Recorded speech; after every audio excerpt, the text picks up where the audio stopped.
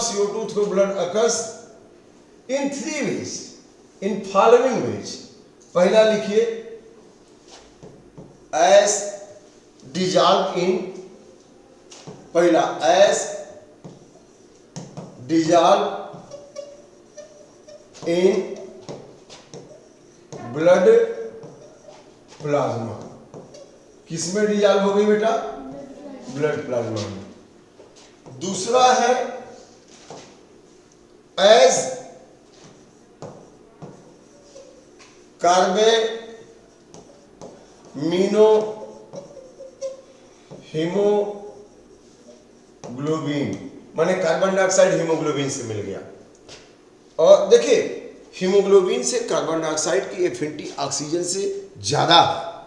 जैसे यहाँ पे अगर मान लीजिए यहाँ पे हीमोग्लोबिन है, हीमोग्लोबिन, और यहाँ पे एक मॉलिक्यूल ऑक्सीजन का है और एक मॉलिक्यूल कार्बन डाइऑक्साइड का है, तो किससे पहले बाइंड होगी? यस, क्योंकि कार्बन में टेट्रा वैलेंसी है ना, यह इससे पहले बाइंड होगी। लेकिन लकली लंग्स में जो एयर हम लेते हैं उसमें बहुत ज्यादा ऑक्सीजन है, हाँ कंसंट्रेशन ज्यादा है, कार्बन डाइऑक्साइड कम है, इसलिए वहां पे वो ऑक्सीजन बाइंड होती है। नहीं तो एफिनिटी किसकी ज्यादा है हीमोग्लोबिन की? CO2 से। कार्बन मोनोऑक्साइड से और ज्यादा है।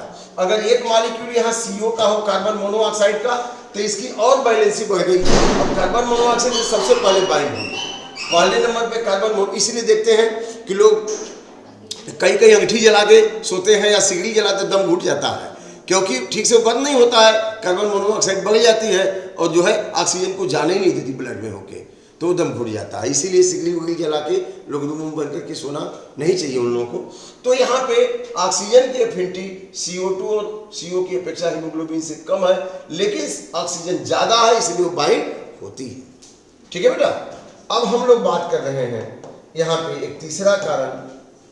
तो ये ऑक्सीजन की बाइंड तो होती है हीमोग्लोबिन से, लेकिन कार्बन डाइऑक्साइड भी बाइंड होके आती है। तीसरा जो है एस बाइकार्बोनेट, एस बाइकार्बोनेट। तो डिजॉल्व इन ब्लड प्लाज्मा, तो एक सेंटेंस यहां लिखिए कि 7% CO2 ट्रांसपोर्टेड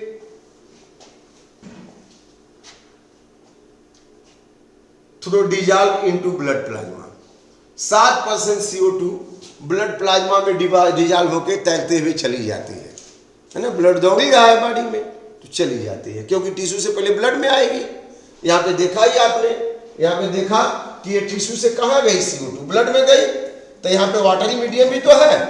अब इस वाटरी मीडियम में तैरते हुए आ गई एल्वियोलाई ऑफ लंग्स, उसके ब्लड कैपिलरी। और इसके बाद कुछ, हाँ लिख लीजिए, एज कार्बामिनो हीमोग्लोबिन 23%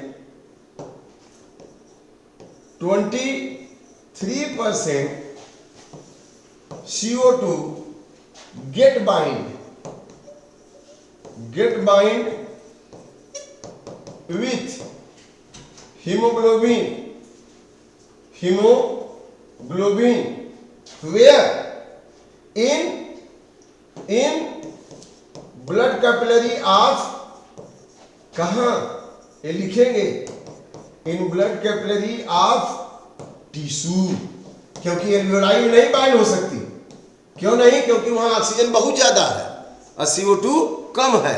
वहां 104 mmHg पार्शियल प्रेशर ऑक्सीजन का है, लेकिन टिश्यू में कम है। तो 23% CO2 get bind with hemoglobin in blood capillary of tissue and transported as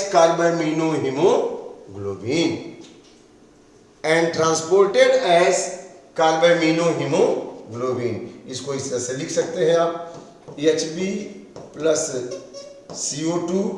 अब यहाँ भी रिवर्सिबल रिएक्शन, क्योंकि यह परमानेंट बॉन्ड है नहीं। अब यहाँ जो है बाद में क्या होगा? जैसे ही लंग्स के एल्वियोलाई में जाएंगे Hb और CO2 क्या हो जाएगी बेटा? अलग हो जाएगी। लिख लीजिए, when reach into blood capillary of alveoli When reach into blood capillary of alveoli, when reach into blood capillary of alveoli,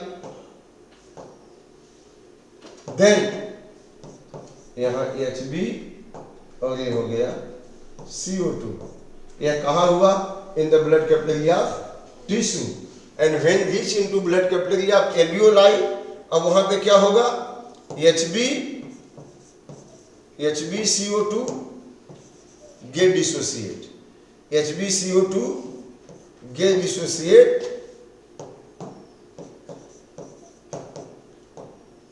and CO2 get diffused into alveoli. ठीक है ना? In the blood capillary alveoli, HbCO2 get dissociate, then CO2 get diffused into alveoli of lungs. कहाँ diffuse हो गई? Alveoli of lungs. ठीक है ना? तो इसको हम इस तरह से देख सकते हैं, इस तरह से देख सकते हैं। जैसे सपोज कर लीजिए कि क्या हो गया? Any doubt? यह हमारा एल्वेओलाई है और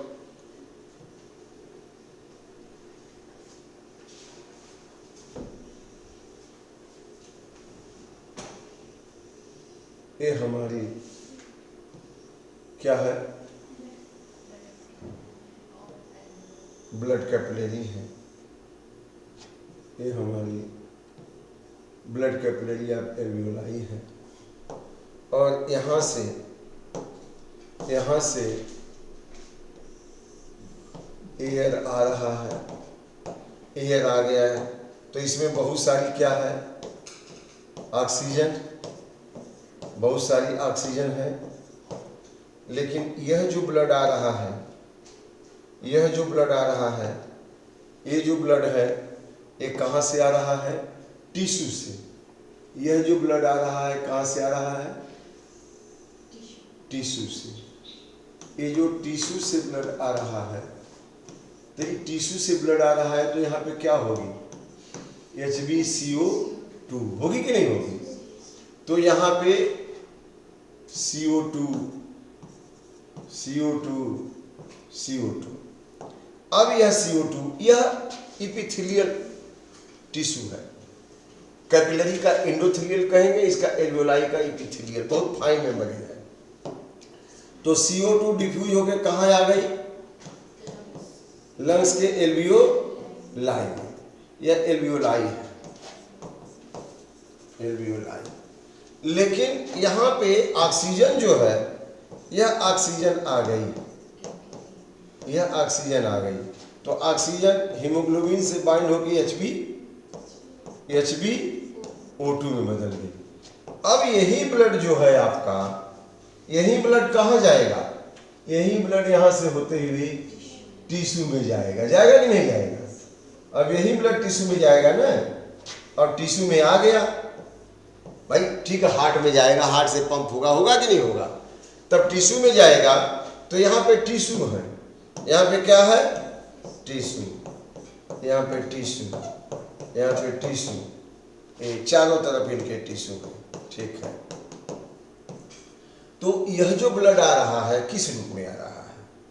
यह आ रहा है यस ऑक्सी हीमोग्लोबिन के रूप में। यह रहा HbO2 के रूप में, HbO2 के रूप में। अब जैसे ही यहाँ आएगा तो यहाँ Hb प्लस CO2 हो गया कि नहीं हो गया? अब CO2 कहाँ आ गई? अरे Hb प्लस O2 ना, यहाँ पे HbO2 आ रहा है बेटा, तो Hb प्लस O2। अब O2 आ गया कहाँ?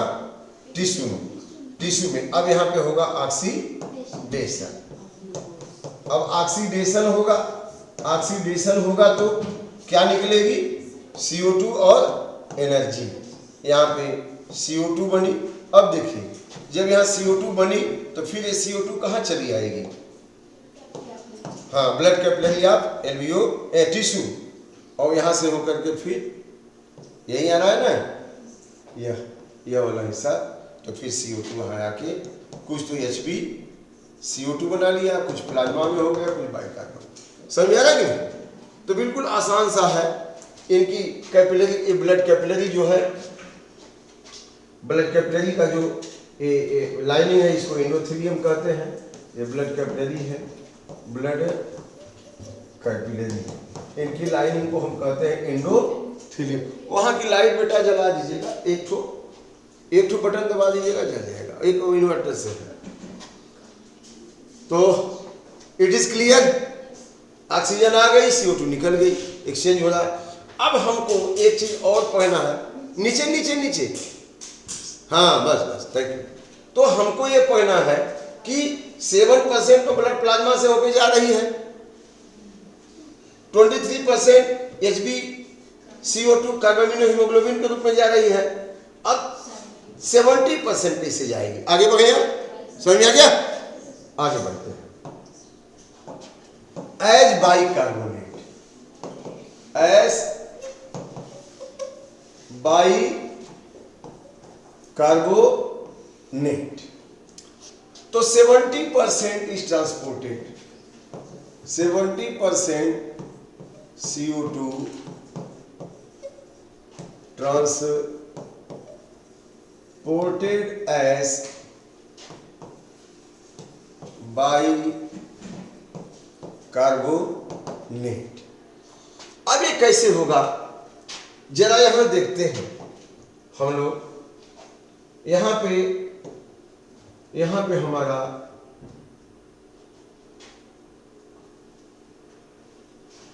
दूसरा पेज देखते हैं, बड़ा पेज चाहिए।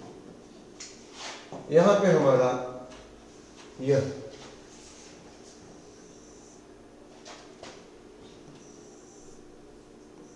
ब्लड कैपिलरी है। ये ब्लड कैपिलरी टिश्यू में भी होगा और वही ब्लड कैपिलरी कहाँ जाएगी? एल्वियोलाई में भी। यहाँ देखा था ना, यहाँ कहाँ चला गया? यहाँ देखिए, उड़ गया कहाँ? हाँ, यही ब्लड कैपिलरी है ना।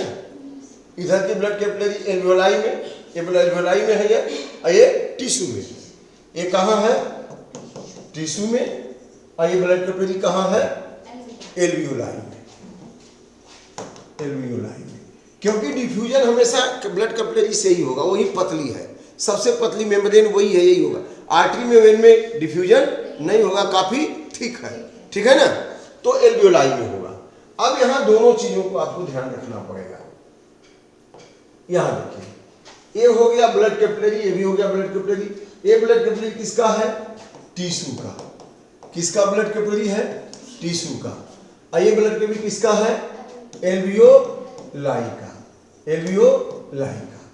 अब हमको CO2 को निकालना है, तो CO2 टिश्यू से निकलेगी।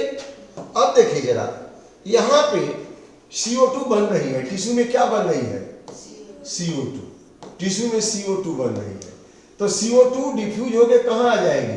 ब्लड कैपिलरी में आ जाएगी कि नहीं आ जाएगी? CO2 डिफ्यूज होके आ गई, कहाँ आ गई? ब्लड कैपिलरी, अब टिश्यू। अब यहाँ आने के बाद यहाँ पर कुछ तो ब्लड प्लाज्मा में डिजॉल्व हो गई, कुछ कहाँ डिजॉल्व हो गई? ब्लड प्लाज्मा में। और कुछ जो है हीमोग्लोबिन से बाइंड हो गई। किससे बाइंड हो गई? हीमोग्लोबिन से। लेकिन कुछ जो है जब आरबीसी में आएगी, हमारा आरबीसी है, क्या है?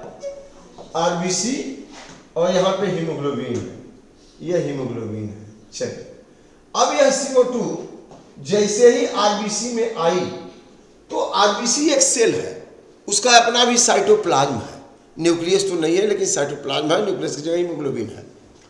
तो जैसे ही ये CO2 आई कहाँ? आरबीसी में। तो यहां पे यह जो है CO2 वाटर से कंबाइन हो गई। किससे कंबाइन हो गई? वाटर से। तो जब CO2 वाटर से कंबाइन हो गई तो क्या बना ली बेटा?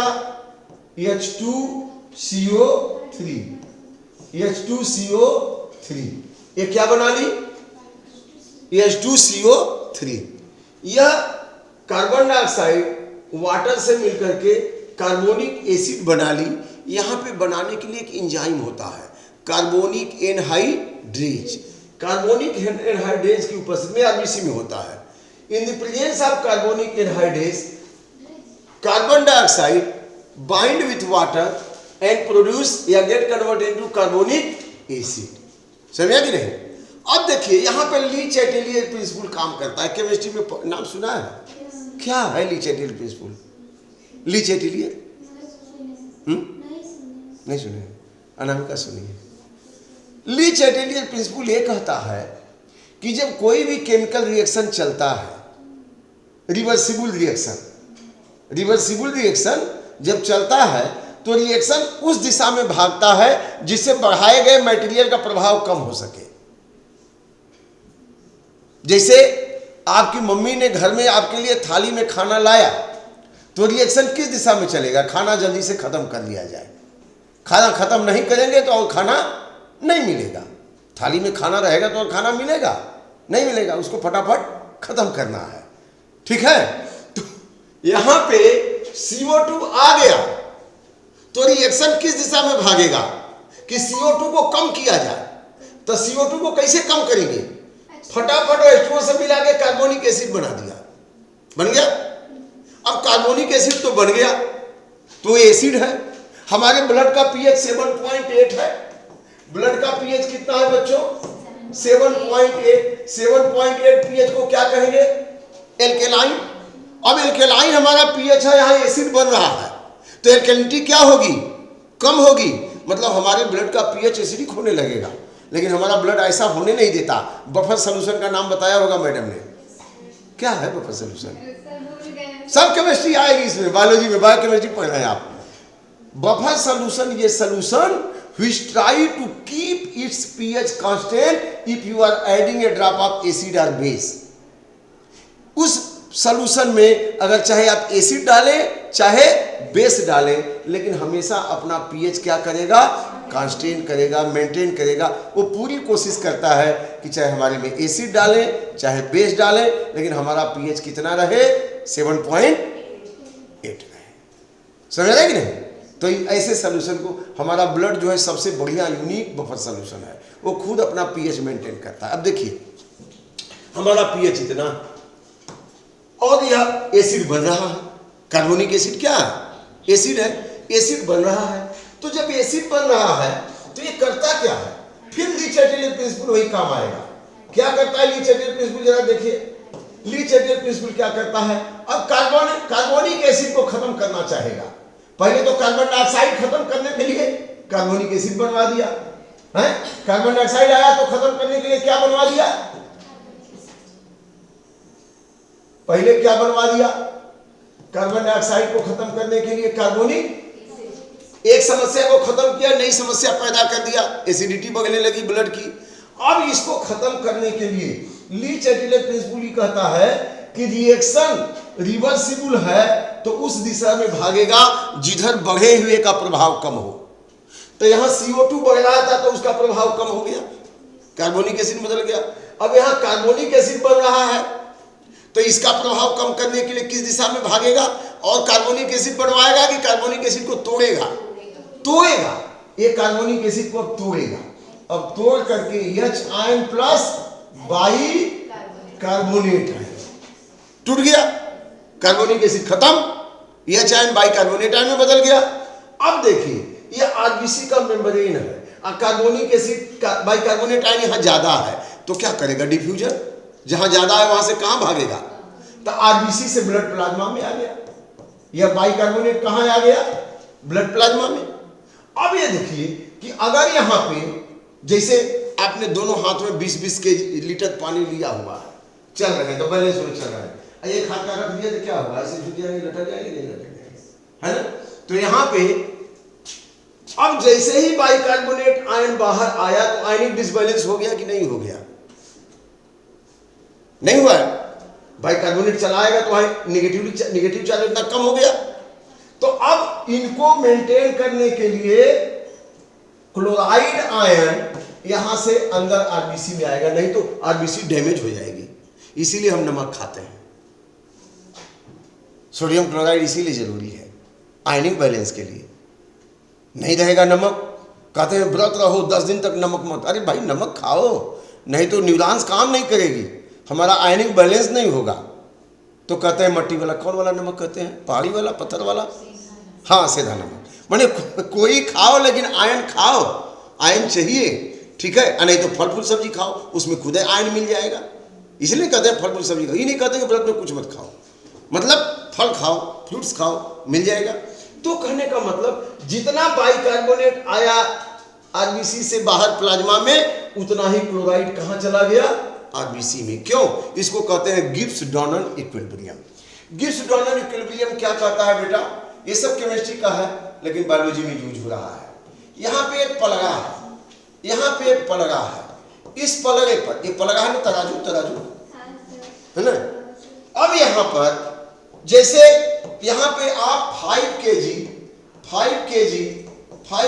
राइस रखे हैं, तो कोई जरूरी नहीं कि इसको बैलेंस करने के लिए आप 5 केजी राइस ही रखे। यहाँ 5 केजी का स्टोन रखे, या 5 केजी चीनी रखे, 5 केजी दाल रख के, या 5 केजी का बच्चा बैठा के बैलेंस कर लेंगे कि नहीं कर लेंगे? वजन उतना ही होना चाहिए। कोई जरूरी कि 5 किलो चावल रखे तो यहाँ भी 5 किलो चावल रखे, बैलेंस हो जाएगा कि नहीं? तो गिब्स डॉनर यही कहते हैं कि अगर एक तरफ जितने आयन कम हो रहे हैं उसी तरह के दूसरे आयन को डाल सकते हैं। से बाइकार्बोनेट निगेटिव चार्ज है, तो निगेटिवली चार्ज आयन अगर उतना निकल रहा है 10 ठो, तो क्लोराइड आयन निगेटिवली चार्ज है, एक ही निगेटिव चार्ज वहां भी है, तो उतना क्लोराइड आयन शिफ्ट हो जाएगा, तभी आयनिक बैलेंस हो जाएगा। इसी को कहते हैं Gibbs Donner equilibrium, ionic balance either side of the membrane. तो जितना इधर बाइकार्बोनेट आया उतना क्लोराइड वहां शिफ्ट हो गया, इसी को कहते हैं क्लोराइड शिफ्ट। ये एग्जाम में पूछता है बहुत बारी, क्लोराइड शिफ्ट क्या है, कहां होता है? तो chloride shift occurs in the membrane, either side of the membrane. तो जितना बाइकार्बोनेट बाहर आएगा बेटा आरबीसी के मेम्ब्रेन से, उतना ही क्लोराइड आरबीसी के अंदर चला जाएगा, to maintain the ion inside the RBC, to save the RBC from destruction. समझ आ गया कि नहीं? ये सब प्रोसेस चलते रहता है, हम लोग नहीं जानते हैं बट चल रहा है, अभी भी चल रहा है, 24 घंटे चलते रहता है, सोते जागते उठते बैठते चलते रहता है बॉडी में, क्योंकि CO2 तो प्रोड्यूस हो ही रही है। तो CO2 देखा आपने प्लाज्मा में आई, टिश्यू से कहाँ आई? प्लाज्मा में, प्लाज्मा से आरबीसी में। तो 23% तो हीमोग्लोबिन से बाइंड हो गई, 7% प्लाज्मा में डिजॉल्व हो गई, बाकी जो 70% ढूंढना है, कितना मेहनत करना पड़ा है देखिए।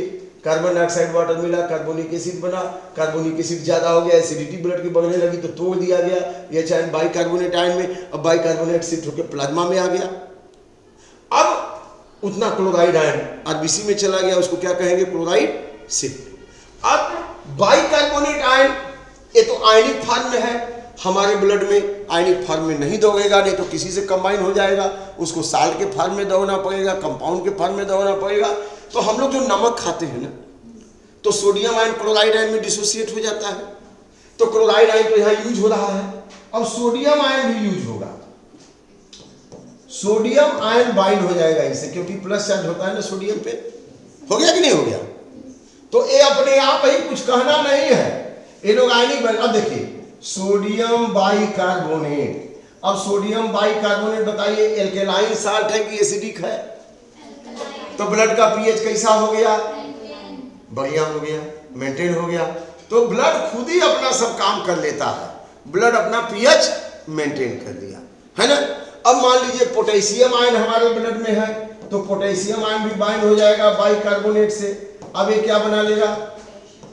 पोटेशियम बाइकार्बोनेट, तो ये भी एल्केलाइन साल्ट हो गया, बन गया कि नहीं? अब sodium bicarbonate, potassium bicarbonate blood में दौड़ते हुए ट्रेवल करते हुए कहां चले गए? ब्लड कैपिलरी ऑफ एल्वियोलाई जाएंगे कि नहीं जाएंगे?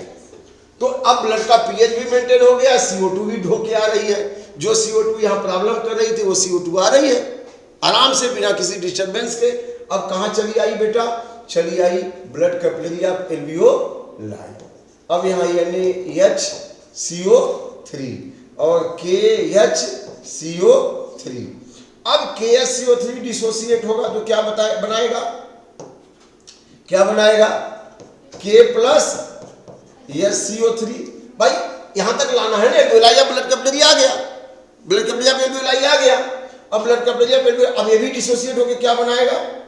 ए भी डिसोसिएट होकर क्या बनाएगा, Na plus, yes, Na plus HCO3। अब HCO3 फिर बन गया, और जो हाइड्रोजन आयन था, हाइड्रोजन आयन भी है यहाँ पे, ब्लड प्लाज्मा में भी है, ये भी यहाँ ज्यादा हुआ तो निकल के आएगा कि नहीं ब्लड प्लाज्मा में। अब ये हाइड्रोजन आयन, अब देखिए यहाँ हाइड्रोजन आयन का कंसंट्रेशन हो गया, अब ये हाइड्रोजन आयन क्या करेगा, ये हाइड्रोजन आयन बाइंड हो जाएगा किससे, H ion plus HCO3 ion, तो अब ये क्या बना लेगा बच्चों, H2CO3। अब H2CO3 डिसोसिएट हो जाएगा, यस, अब ये क्या बना लिया, H2O प्लस CO2। अब CO2 कहाँ चली जाएगी बेटा, एल्वियोलाई, देखा आपने। तो इस तरह से टैक्टफुली आपका कार्बन डाइऑक्साइड टिश्यू के ब्लड कैपिलरी से एल्वियोलाई के ब्लड कैपिलरी तक पहुंचाया गया, और एल्वियोलाई के ब्लड कैपिलरी से फिर कहाँ चला गया, एल्वियोलाई में, और वहां से बाहर निकाल दिया गया। समझ में आया, एक बार फिर से देख लीजिए, समझ में आ जाए। यहाँ मैंने बोला कि टिश्यू में ऑक्सीडेशन होगा ग्लूकोज का, CO2 बनेगा, CO2 डिफ्यूज होके ब्लड कैपिलरी ऑफ टिश्यू आ गया, अब वहाँ पे 7% ब्लड प्लाज्मा में डिजॉल्व हो गया, बाकी 23% हीमोग्लोबिन से मिलके कार्बन मिनो हीमोग्लोबिन, लेकिन बाकी CO2 70% है, वो तमाम सारी आरबीसी है उनके अंदर आ गया, उनके साइटोप्लाज्म में, और वहाँ वाटर से मिला। यहाँ पे बेटा एक एंजाइम होता है आरबीसी में, उसको कहते हैं कार्बोनिक एनहाइड्रेज। एंजाइम का नाम है, किसकी उपस्थिति में काम होता है, Ca, carbonic anhydrase. Carbonic anhydrase enzyme की उपस्थिति में water and carbon dioxide combine to form carbonic acid. Now carbonic acid get dissociated into H ion and SCO3 ion, and this SCO3 ion get diffused from blood plasma, from RBC into blood plasma, but the same amount of chloride shift from blood plasma into RBC. This is called as chloride shift. अब bicarbonate ion SCO3 ion combined with sodium ion to form sodium bicarbonate. Bicarbonate combined potassium ion to form potassium bicarbonate. Now this alkaline salt maintain the pH of blood and transported through blood circulation reach into blood capillary of alveoli. Where अब यहाँ पे ज्यादा बन रहा है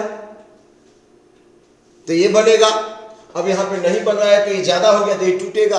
भाई जो ज्यादा है वहां से कम क्यों जाएगा ना, तो ये तो बाइकार्बोनेट और सोडियम मिलकर के सोडियम बाइकार्बोनेट बन रहा है, लेकिन जब यहाँ आएगा तो यही ज्यादा हो गया ना, तो टूटेगा कि नहीं टूटेगा।